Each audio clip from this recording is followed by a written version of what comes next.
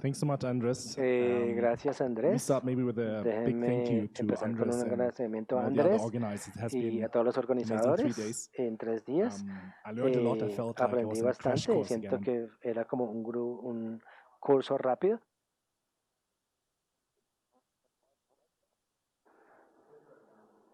Eh, Ahora hay 3 días en la conversación, ya 3 días. Déjeme empezar con una anécdota. Andrés me introdujo con mi título académico que es bastante inusual para las Naciones Unidas. No se nos pide que utilicemos nuestro título académico en las tarjetas o en la firma del email y esto les da una idea de cómo periódicamente la ciencia se desvanece en el contexto de organizaciones internacionales, algo que quiero compartir con ustedes y me pareció interesante. Y al mismo tiempo, cuando miramos a cómo las Naciones Unidas ha habido mucha ciencia abordando este tema de desarrollo y muchas otras preguntas donde el arte, la ciencia y los temas políticos se juntan. Y en verdad he disfrutado la conversación durante los últimos 3 días sobre temas interdisciplinarios porque está bastante conectado con mi propia historia, porque mi formación fue como abogado, pero también me eduqué especialista de resolución de conflicto y mediación, donde uno necesariamente toma clases de psicología y sobre otros temas relacionados al comportamiento humano. Ahora, lo que quería hacer en mi presentación es llevarlos en un viaje rápido con respecto a 3 cosas. ¿Por qué creo que las ciencias del comportamiento importan en el contexto de la diplomacia internacional? Voy a decir unas palabras adicionales al respecto en un segundo. ¿Y qué pueden hacer las ciencias de comportamiento por la diplomacia? ¿Y qué ocurre también detrás de las escenas cuando se trata de abordar temas problemáticos? Un poquito de contexto de dónde vengo. Yo vengo en el asunto de que bajo la Secretaría de las Naciones Unidas tenemos diferentes departamentos y tenemos fondos que en diferentes temas como refugiados, niños, etcétera. Y la Secretaría dice también su mandato que se debe apoyar a la Secretaría y a otros organismos de las Naciones Unidas como el Consejo de Seguridad y ECOSOC que está a cargo de temas económicos y sociales.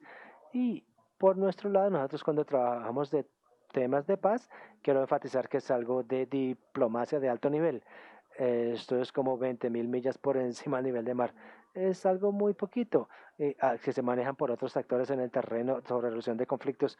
Tenemos misiones políticas y al final tenemos operaciones de paz que se involucran en diferentes operaciones de campo, incluyendo en Colombia, pero lo que voy a compartir por mi lado es este tema de diplomacia de alto nivel. Quiero enfatizar de esta perspectiva cuando hablamos de paz, hablamos de meditación, hablamos del rol de la naturaleza. Quiero agregar también como este ángulo diplomático un poquito. Y empezamos a trabajar en esto con la ayuda de Andrés hace unos años. Descubrimos que gran parte del trabajo que se ha hecho sobre el tema de psicología para la paz no necesariamente encajaba en el campo de diplomacia internacional y se ha hecho muy poca investigación para esta diplomacia de alto nivel. Con Andrés trabajamos en 6 meses en todo el mundo y vimos que había una brecha. Hay muchas cosas que se han hecho para construcción de paz comunitaria, pero hemos hablado muy poquito cuando se hablamos de cómo involucramos a jefes de Estado, gobiernos, cuando allí en verdad la gente no son gente, sino representan a un país o a un cargo.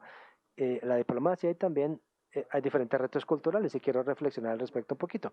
Entonces creo que ya en la conversación que hemos tenido en los últimos 3 días se ha hablado bastante de esto, entonces esto tiene también información previa. También no soy un científico del comportamiento, tengo un PhD en resolución de conflicto, en resolución de conflictos y mediación, pero no trabajo en ciencias del comportamiento. Muchos de ustedes tampoco, ¿no? Ustedes se han presentado como economistas, por ejemplo, o algunos de ustedes han dicho que vienen del campo de medicina, entonces me parece interesante cómo el grupo se define a sí mismo. Y la segunda anécdota, dado que Mary presentó, yo digo que ella ha sido la fuerza que ha impulsado las ciencias del comportamiento del sistema de las Naciones Unidas, porque hablamos entonces o un concepto de política muy americanizado que les ayuda a escoger sobre comportamiento prosocial, o también lo que hemos discutido si debemos hablar de ciencias del comportamiento en plural o ciencia. Por nuestro lado nos gusta hablar de lo que estas implican, entonces ustedes me van a haber utilizado esto de manera interactiva porque yo siento que hay más que simplemente el aspecto comportamental de lo que estamos tratando de abordar. Ahora tenemos nueva política con el actual secretario general y hay un documento de política que se llama nuestra agenda política, nuestra agenda común, que responde como al gran desorden que vemos en el mundo. El cambio climático se mencionó, pero muchos otros temas de política que si siguen las noticias de manera obvia, un elemento de la agenda común es lo que se llama como las Naciones Unidas 2.0. Esa camina. Uno es primero que se base en datos, innovación, una gran transformación que se quiere hacer sobre cómo lidiamos con incertidumbres de una manera más estructurada. Ya hemos hablado bastante de esto. Y luego orientación hacia los resultados, cómo creamos, dando los medios limitados que tenemos, cómo conectamos con las ciencias del comportamiento, que lleva en gran medida a la conexión con la medición de impacto con respecto a cómo hacemos ingeniería de elecciones prosociales, cómo hacemos que la gente tome acciones que sean más amables el uno al otro en las negociaciones internacionales. Entonces quiero resaltar esto porque esto recientemente está en un documento de política. Entonces también se llama el quinteto del cambio, de cómo va a verse esa nueva agenda común en la práctica cuando vemos violencia constante alrededor del mundo y no una reducción de conflicto internacional. Y las ciencias del comportamiento tienen unos elementos que empiezan a involucrarse, incluirse en esos documentos de política internacional, que me parece maravilloso porque por el lado me parece que ahora los políticos a veces no se quieren involucrar en eso, pero es como una tarjeta de entrada para tener esa conversación. Creo que cuando empezamos con Andrés, ni siquiera se había lanzado la guía y estábamos aún hablando de ciencias del comportamiento como en secreto, ¿no? Pero vamos a hablar de eso en un segundo. Yo lidero la célula de innovación, pero hacemos muchas cosas más aparte de ciencias del comportamiento. Miramos nuevas tecnologías, minería de redes sociales, diálogos digitales, donde utilizamos maneras típicas de hacernos la idea del sentimiento público, diálogos digitales, diferentes métodos que de pronto ustedes conocen. Trabajamos también sobre sensores remotos, cómo podemos observar desde el espacio, por ejemplo, avances de deforestación y también innovación de software de texto a lenguaje. Bueno, es decir que solo esto para decirles que apenas ciencias del comportamiento es una parte de todo el portafolio que cubrimos y muchas entidades de las Naciones Unidas, en otros lados se maneja la ciencia del comportamiento por una unidad aparte, pero nosotros tenemos recursos más dedicados en instituciones públicas como las Naciones Unidas para hacer que avance las ciencias del comportamiento. Hay algunos gobiernos que han creado no unidades, sino porque fue popularizado por Buck y Natchez, y ahora estamos viendo un rango de organizaciones internacionales que están respondiendo a esto. Entonces se llama ciencia de innovación, pero creo que en el futuro vamos a tener un ejército o una carta o una guía sobre este tipo de trabajo de ciencias del comportamiento dentro de las Naciones Unidas. Esto se me ocurrió ayer cuando estaba pensando en las diapositivas que tenía que quitar de la presentación porque ya todo el mundo habló de lo que yo iba a hablar. Y dije, bueno, nadie ha hablado ampliamente del rol de la nueva tecnología, de las nuevas tecnologías. Y yo estaba pensando que escuchándonos y decir, bueno, todavía estamos tratando de resolver cómo funciona nuestro cerebro y todos estos descubrimientos y en mirar nuestro cerebro y qué activa qué. Y al mismo tiempo estamos tratando de entrenar a las máquinas para comportarse como humanos. ¿No es raro? ¿Cómo se entrena a inteligencia artificial si aún no lo hemos resuelto cómo funciona el cerebro? ¿No es un dilema? Todas estas tecnologías que de manera insuficiente nos están enseñando cosas que no estamos manejando nosotros tampoco de manera insuficiente. Entonces esto es mi académico hablándome a mí y a ustedes, simplemente cuestionándome, ¿no? Cuestionándome de qué estamos haciendo acá. Estamos o somos demasiado rápidos, somos demasiado lentos en ponernos al día con todo lo que está actualmente siendo publicado y haciendo el mejor uso de esto, porque muchas veces me siento que como que todavía las piezas de oro están escondidas, aún no se han puesto en la primera línea de la investigación, entonces simplemente quiero compartir esto y de pronto provocar una reacción. Ahora lo segundo que se me vino a la mente ayer es que en verdad no hemos hablado sobre la guerra. Me parece fascinante en Colombia. Todo el mundo habla sobre la paz, pero nadie habla sobre la guerra acá. Y yo estoy diciendo esto con alguien que conscientemente, como algo que conscientemente hice servicio civil en Alemania. Si escuchan mi acento, soy alemán y tenemos servicio militar obligatorio. Algunos de sus países también lo tienen. Entonces yo rechacé eso, no, o yo fui objetor de conciencia, pero me tocaba porque no puede decir yo es decir, yo dije, no, yo no, si ustedes me entran a usar una arma, no voy a disparar a alguien. Tuve que escribir una carta completa para ser objetor de conciencia. porque me siento muy apasionado sobre la paz, pero también me interesa estudiar este concepto de cómo se comportan los militares. Voy a mostrar una historia, incluso sobre Vietnam. Sí, se trata de ganarse los corazones y las mentes cuando uno ocupa un país. ¿Qué estamos tratando de hacer? Cuando estamos tratando de estabilizar. Son opciones estratégicas dentro de la guerra. Y yo me pregunto si, y me gusta mucho que Andrés nos haya llamado el primer seminario internacional también. Creo que vale la pena el año entrante para tener esa conversación porque hay todo una biblioteca de manuales sobre cómo los militares estratégicamente utilizan la psicología y las ciencias del comportamiento para influenciar las decisiones de las personas y ganar la guerra. Para, sí, para ganar. Cuando en Estados Unidos, en las Naciones Unidas hablamos más de compromiso.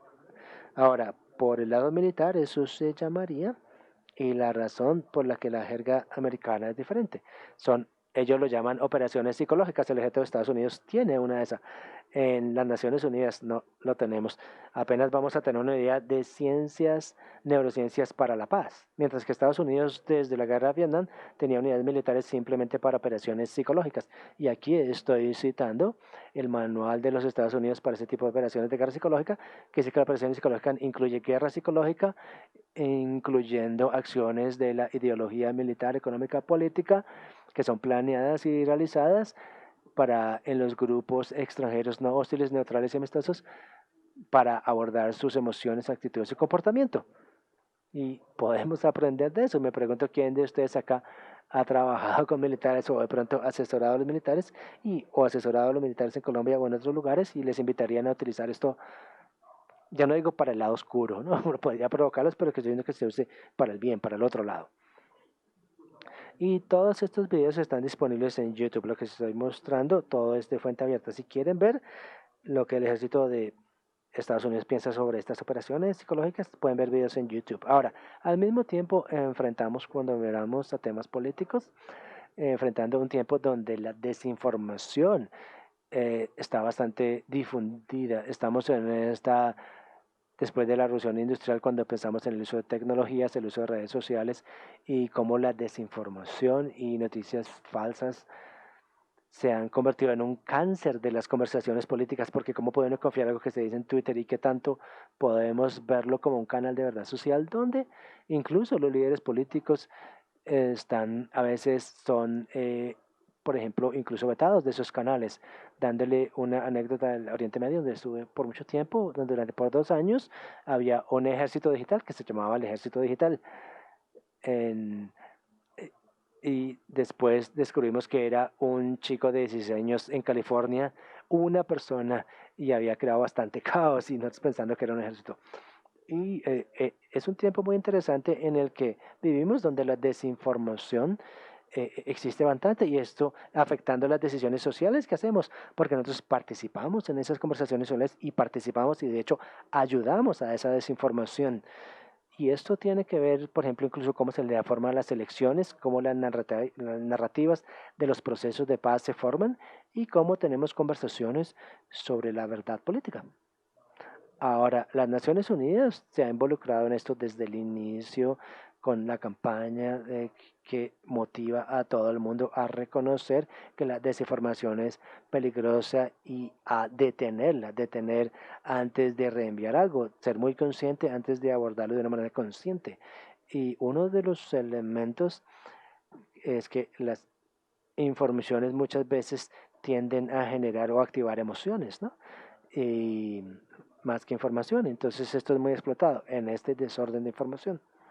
Ahora, ¿por qué traer o qué papel juegan las ciencias del comportamiento en este aspecto? Déjenme hablar por el tema diplomático, cuando hablamos de mediación de conflicto, resolución de conflicto, mediación y paz. Y de esto lo hablamos con Andrés hace unos años. Creo que una cosa importante que nos lleva a predecir patrones del comportamiento humano, y cuando pensamos en conflictos actuales que están afectando el mundo en este momento, se pueden detectar porque se desvían de la norma y eso crea una tensión. La segunda parte es que para nosotros es crítico desempaquetar los hábitos y las rutas mentales, y eso es clave en las negociaciones. Cuando vemos un uso recurrente de hábitos y atajos mentales, eso afecta a la negociación. Los que fueron entrenados como negociadores saben que esto no es algo que observamos, sino que activamente utilizamos para manipular el otro lado, ganarle al otro lado y ganar este juego de negociación. Y la tercera parte, y esto creo que es crítico en el tiempo también, donde los recursos internacionales para paz y seguridad están limitados y escasos, tenemos que hacer intervenciones muy efectivas porque no tenemos un montón de dinero para hacer campañas informativas o programas de desmoralización. Tenemos que utilizar la ciencia del comportamiento como una herramienta para aplicar intervenciones efectivas. En el Departamento de Asuntos de Construcción, en el DDPPP, tenemos que utilizar las neurociencias para dos cosas, para tomar buenas decisiones, pero también para medir la efectividad de nuestras intervenciones y para tomar mejores decisiones de intervención. Es una gestión constante de expectativas para la entrega de nuestros programas. Ahora, cuando empezamos esto con Andrés, hacemos un mapeo para decir qué es relevante. Hay toda una librería sobre esto, qué es relevante para paz y seguridad en este modo. Cuando se trata de diplomacia de alto nivel, pensamos que una parte crítica que sale una y otra vez en las negociaciones internacionales y políticas es el sesgo. De hecho, hay acciones que se hacen cuando pensamos en dónde se llevan a cabo los procesos de paz, quién entra como negociador de confianza, cómo tratamos de ponernos en el zapatero. Creo que de hecho hay un diálogo político en Cuba, cómo hacemos que los otros creen esa confianza. Eso pareciera ser una parte importante, dinámica intergrupal, ya hablaron de eso en los últimos días. Y luego preguntas de todas las trampas cognitivas o cuando se llama como por ejemplo de sesgo del status quo, y también vimos que muchas de las conversaciones de las que estamos buscando de hecho se enseñan en las escuelas de negocios. Entonces empezamos a hacer trabajo con profesores que enseñan tácticas de negociación porque ellos son los que van a entrenar a la siguiente generación de líderes políticos que van a aplicar esas opciones en las negociaciones políticas una vez se involucren allí. Entonces tenemos que empezar a trabajar esto para ayudar a desempaquetar estos procesos políticos que apoyamos. Pensábamos también que hay un rango de nuevos eh, descubrimientos relacionados con el cerebro que serían interesantes de observar para temas de exclusión, diversidad cultural o en diferentes contextos de diversidad cultural, como operamos en las Naciones Unidas, que es un lugar muy diverso para trabajar. También el surgimiento espontáneo de violencia por cosas que normalmente serían inesperadas, es algo que está viéndose mucho, ¿no?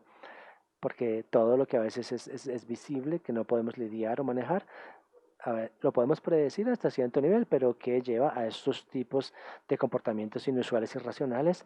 Y luego hay cosas que están relacionadas con emociones enfocadas en el desbalance de poder. No sé si hay una foto que ustedes han visto en las noticias donde el líder político estaba sentado en una mesa grande y los visitantes en su mesa de negociación muy lejos de él o ella. No voy a decir quién es, lo dejo a su imaginación. Y hay una segunda imagen que es sobre el apretón de manos, cuando llevamos, ¿por quién apretamos la mano? ¿Con quién? ¿Por qué? ¿Qué tipo de conexión humana queremos generar? Uno de ustedes habló de algo parecido, ¿no? Creo que esto es fascinante, porque esto se trata del toque humano, literalmente, cómo creamos esto de manera activa. Y para ser honesto con ustedes, cuando pensamos en esto desde el lado del practicante, no es tan nuevo. Yo trabajé en Afganistán ya por un tiempo, cuando directamente generamos momentos en que las partes de conflicto tenían que interactuar cuando iban a ir al baño o cuando iban a ir a almorzar.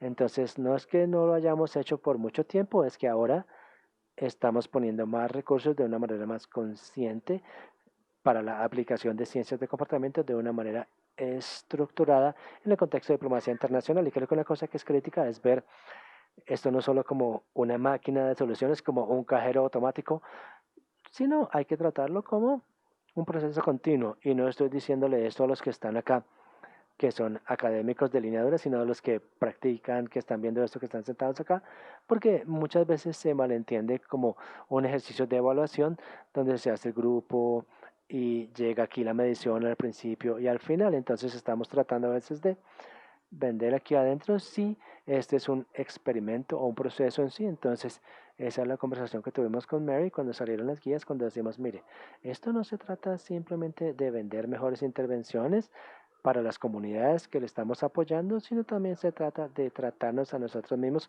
como un proyecto de ciencia del comportamiento, como Naciones Unidas, como institución. ¿Por qué hay una versión en contra de la ciencia? ¿Por qué hay versión de la ciencia? No, no hay una regla. Pero ¿por qué no es común utilizar el título académico? ¿Por qué no es tan común? ¿Por qué no tenemos permitido utilizar nuestro título académico? ¿Por qué no se trae la ciencia acá? Entonces, nosotros estamos enfrentando un proceso de transformación en sí nosotros mismos, donde estamos usando la ciencia del comportamiento de cierta manera. Les voy a dar un ejemplo donde colocamos esto en acción en un segundo. Y un punto importante acá es la colaboración entre el campo de los practicantes, la familia de Naciones Unidas en general, aprendiendo uno del otro. Somos más de 1.200 en este departamento de la red de innovación, académicos, muchos de ustedes también, y ojalá tuviera suficiente tiempo para leer todo lo que han publicado. Tomé muchas fotos, estoy muy contento que la gran parte de esto está en inglés porque mi español es cero, pero eh, los académicos son parte crítica de la conversación, el sector público en general, yo y el sector privado, donde mucho de esto se utiliza para propósitos comerciales también. Y me pregunto también si sería una conversación interesante para tener en los años por venir. Algunos estudios de caso o ejemplos acá, para darle un poco más color. Déjeme darle con esta utilización de la realidad. Y algunos estaban allí cuando Gustavo, cuando se presentó el documental el primer día, y tuvimos el placer de trabajar con el proceso de paz en Colombia, que empezó también hace unos años cuando introdujimos la realidad virtual como un medio de comunicación para utilizarlo para contar historias políticas. Esta vivencia de la experiencia es mucho más íntima cuando se usa realidad virtual. Hicimos una parte sobre Irak para tratar de generar nuevas maneras de pensar en los tomadores de decisiones. Ahora, al inicio del año se volvió bastante real cuando 76 años después de la creación de las Naciones Unidas tuvimos por primera vez, mostramos realidad virtual ya habíamos usado realidad virtual hace años en las Naciones Unidas, pero nunca de una manera tan prominente en el Consejo de Seguridad. No, se ve bastante futurista, pero es la realidad. Fue en enero de este año, dice que estaban viendo la experiencia de Colombia sobre 5 años del proceso de paz, y esos son tomadores de decisiones que toman acción para apoyar a paz y seguridad que tienen impacto en este país, y algunos de ellos nunca han viajado a Colombia, nunca van a viajar acá. Entonces pensamos que la mejor oportunidad que le podemos dar, aparte del breve informe que reciben en papel del representante especial de la Secretaría General, es un viaje virtual a Colombia, donde podrían de hecho escuchar las voces de las personas. Ahora, este es una experiencia de 3 episodios y está disponible de manera pública, entonces lo pueden ir, lo pueden observar en YouTube también, pero si tienen un dispositivo de realidad virtual, lo pueden ver en su dispositivo de realidad virtual. Es básicamente para juntar algunas de las voces, obviamente no todas las voces de Colombia, pero algunas voces para hablar de justicia transicional, de reintegración y preservación de la seguridad. Ahora estamos en el punto en que estamos pensando sobre cómo medimos esto de una manera más inteligente. Hicimos un mini focus group con 17 diplomáticos de alto nivel y el informe se va a publicar en unas semanas, y estamos actualmente produciendo un documental donde hacemos un grupo de muestra de colombianos de todas diferentes formas de vida, observando realidad virtual y esos diferentes recorridos, viajes y respondiendo a lo que ven, porque es un gran sitio donde no todo el mundo viaja a todo lado y todos tienen diferentes historias, y lo que estamos pensando en el momento es y ojalá nos dieran algunas ideas ustedes mismos de cómo lo traemos para un diálogo regional, donde esto podría ser parte del rompecabezas de la conversación con jóvenes, por ejemplo, porque pues a través de realidad virtual se puede descubrir lo que los miembros de las familias de ciertas regiones dicen, y lo pueden escuchar como un podcast, lo pueden ver en el teatro, lo pueden ver en documentales 2D, pero también lo pueden ver en realidad virtual. Y estudios han mostrado que genera un aumento de la respuesta de empatía, la respuesta emocional debido a la experiencia de inmersión. Y este tipo de tecnología ya es también mucho más económica. Ahora en dispositivos de realidad virtual son significativamente menos costosos de lo que eran hace unos años, y por eso es que las oportunidades van a aumentar. Esto es un ejemplo que quería darles cuando se trata de la utilización de esta de utilizar la ciencia del comportamiento en este contexto político. El segundo ejemplo en el que hemos estado trabajando es utilizar la ciencia del comportamiento para medir la eficiencia de los mensajes políticos, el impacto de mensajes políticos. Y esto básicamente está generado por lo que algunos llaman, estos mensajes vainilla. o mensajes políticos generales cuando decimos vaya y votar. ¿No? ¿Cómo traemos la ciencia del comportamiento para medir esto antes y después de las elecciones? Como por ejemplo, empezamos con Machine Learning, donde miramos a cómo creamos una base de datos que está disponible ahora en línea para todos, que básicamente mira todas las declaraciones de los diferentes Estados miembros. Si miramos Ucrania, encontramos todas las declaraciones de prensa. Porque las declaraciones diplomáticas ocurren a través de declaraciones de prensa, ¿no? En los mejores de los casos se tratan de una manera menos mecánica, de cierta manera, lo que hemos visto ciertas tendencias en los últimos 5 años, pero hay cierta manera mecánica cuando se trata de mensajes políticos y esto nos ayuda a decodificar también opciones políticas. Lo hicimos en un caso piloto donde probamos mensajes con respecto a la motivación hacia el voto para ver a qué mensaje salía más y no hacerlo como un ejercicio de evaluación, sino más para a lo largo de todo el proceso y luego para básicamente estos paneles y ajustar las estrategias de comunicación. Eso, créalo o no, fue relativamente nuevo para nosotros en el tema de asuntos políticos en diplomacia de alto nivel. Y segundo ejemplo o tercer ejemplo tiene aquí que ver con cómo hacemos que la ciencia del comportamiento sea real en nuestro comportamiento. Hay un rango de documentos así grande, listas de verificación y guías, pero decimos si queremos tratar la ciencia del comportamiento como un verdadero proyecto para nosotros, en vez de simplemente alimentar nuevos reportes, hagamos toda una experiencia. Y estamos mirando también y vimos que la teoría de la inoculación se ha aplicado bastante en el tema de esta guerra de desinformación y Andrés entró a bordo. Pensamos que podíamos hacer como un pequeño quiz con base en estos rumores, ¿no? Y creo que el siguiente, la próxima vez voy a mostrar, ¿no? Creo que todavía no sabes, que es un juego de, miramos y dijimos, bueno, esto es muy popular, ¿no?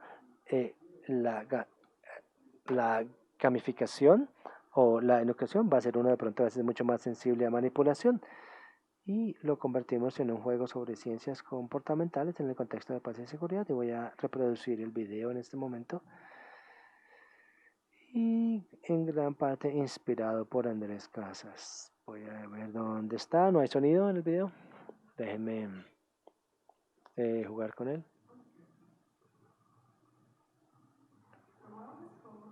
El mundo está lleno de conflicto y es momento aprender de los agentes de caos.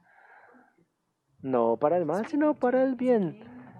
Sweet Victory es un juego de ciencia del comportamiento y poniéndonos en los zapatos de los malos vamos a aprender cómo mejor detectar técnicas de manipulación. El escenario, el año es el 2041. Usted maneja una fábrica de dulce, quiere vender más dulces a través de crear confusión. Los dulces son populares en tiempo de conflicto. Solo un problema. Su oponente presiona un acuerdo internacional que va a lastimar nuestra utilidad. Tenemos que hacer que los ciudadanos se pongan en su contra. Aquí está su arsenal de técnicas de la ciencia del comportamiento. Primero, apelar a las emociones de las personas, una muy buena manera de hacer que la otra gente haga lo que uno quiere. Segunda técnica, una manera sutil de estimular comportamiento deseado. Entregar dulce gratuito puede aumentar su popularidad. Ahora, debemos deshacernos de la competencia, apuntemos con desinformación y lancemos una campaña de noticias falsas para amplificar el mensaje. Intrigante, ¿cierto?